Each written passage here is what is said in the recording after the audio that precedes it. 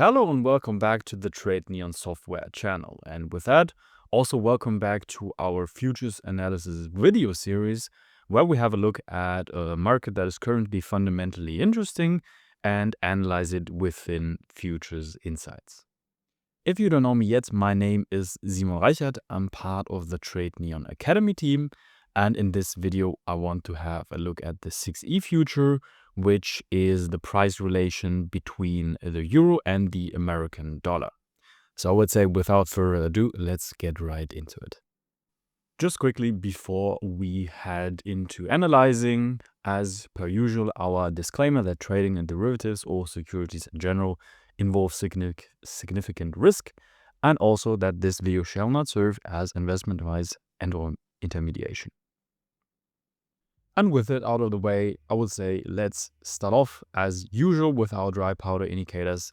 This time again with our leveraged funds, which is our large speculative groups in the financial market, so in the currencies, in this case for the 6E future. And right away we can see that we have a fairly interesting long positioning in the market, because what we can see is that the leverage funds take a position when it comes to a long interest that is at an absolute extreme point. So in other words, never have the leverage funds held more long open interest, which brings us to the conclusion, or which leads us to the question that if already all of the institutions are already long engaged, which institution is supposed to go even, or is supposed to hold even more long contracts? When we have a historical comparison or a historical look, we can see that this is statistically not likely. So we can assume that over the medium to long term, the prices are going to reverse in the short direction.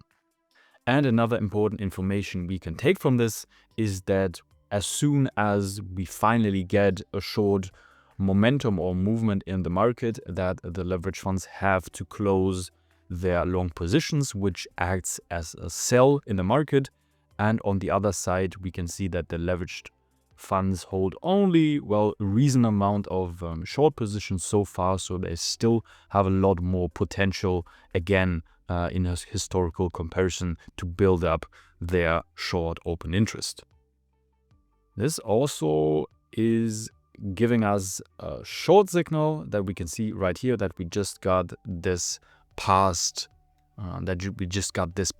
COT report, which is 100% signal, which simply tells us that if we take other variables into account, which the OBOS indicator does for us, which include the current price in comparison to the current look-back period, which is 1 year. We can also change that, but 1 year is usually a good look-back period. Then we also have the total open interest and the amount of involved market participants. And if we take those other variables into account, we get a signal that is the most extreme since 1 year. Let us head over to our dealers and intermediaries, again starting off with our dry powders. And the dealers and intermediaries are basically those traders that trade this underlying good for commercial purposes. So simply they need this underlying good in their operations, so they are dependent on it. So they want to sell this product when it's particularly expensive, and they want to buy this underlying good when they see it as momentarily quite cheap. And what we can see immediately, that they're selling extremely much. So basically in the last 10 years, which is the look-back period of the dry powder indicators, we have never seen a higher short open interest. So they really think, the euro is momentarily quite expensive in comparison to the American dollar. On the other side, however, they are also buying reasonably much. So this is not as extreme, obviously, as the short open interest when it comes to the historical comparison, but this is still fairly interesting. But because what you can usually see is that the dealers and intermediaries, if they sell extremely much, that means on the other hand, that they are buying only very little. We can't with certainty determine why they are selling quite a lot and they're also buying quite a lot. What we can simply take from this picture is that the informational value is not really that clear. So what we can also do is have a look at the OBOS indicator, see if it gives us a better or a more clear picture. But this is also not the case. We don't get a signal from our dealers and intermediaries. So we basically can't really get that much informational value this time around from our dealers and intermediaries. But since we already got a short signal from our leverage funds, that is also something we can work with. Next up, let's head over to the open interest. And the open interest, as usual in the 6E, is going in confluence with the price, which is a good signal because it indicates that the market is currently, well, healthy, and also that we have a quite liquid market. So if we want to trade options on the 6E future, that simply tells us that we have very good chances that we get little or low spreads and can get in and out of the market fairly easy.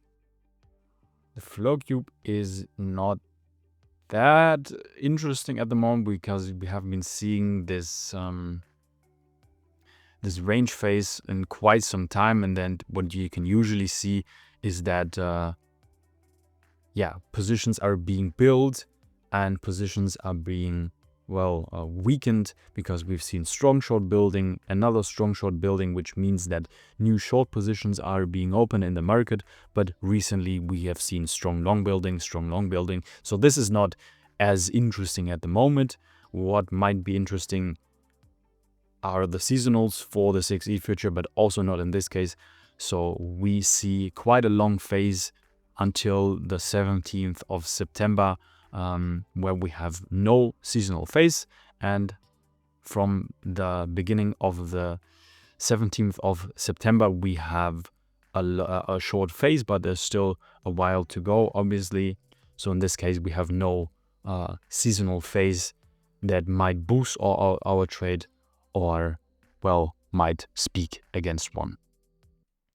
And this time around, again, the seasonals mark the end of this video because we don't have a term structure available in the financials. So I hope this video was helpful for you. I hope there was one or two information that you can take for you and your trading. And as per usual, if you have any recommendations, questions, or anything else you want to say, please feel free to drop us a comment and we'll get back to you as soon as possible. With this out of the way, I thank you very much for watching and see you again next time.